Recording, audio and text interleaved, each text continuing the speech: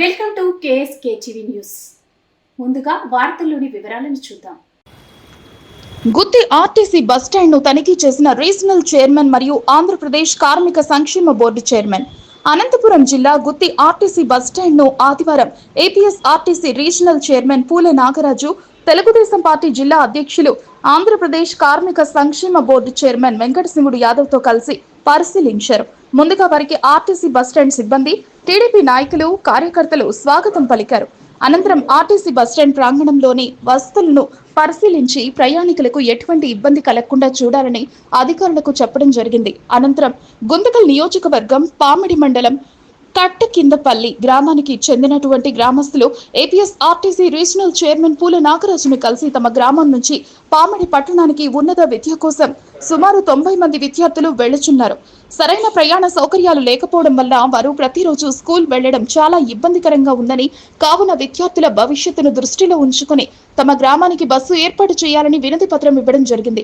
అదేవిధంగా కర్నూలు జిల్లా దేగులపాడు పాఠశాల నందు పనిచేస్తున్నటువంటి ఉపాధ్యాయులు ఏపీఎస్ ఆర్టీసీ రీజనల్ చైర్మన్ పూల నాగరాజుని కలిసి ఉపాధ్యాయులందరూ గుంతకల్ పట్టణం నుంచి దేగులపాడు గ్రామానికి వెళ్లటకు స్కూల్ సమయానికి ఎటువంటి బస్సు సౌకర్యం గానీ లేదు, కావున స్కూల్ సమయానుగుణంగా బస్సును ఏర్పాటు చేయడం కోరడం జరిగింది.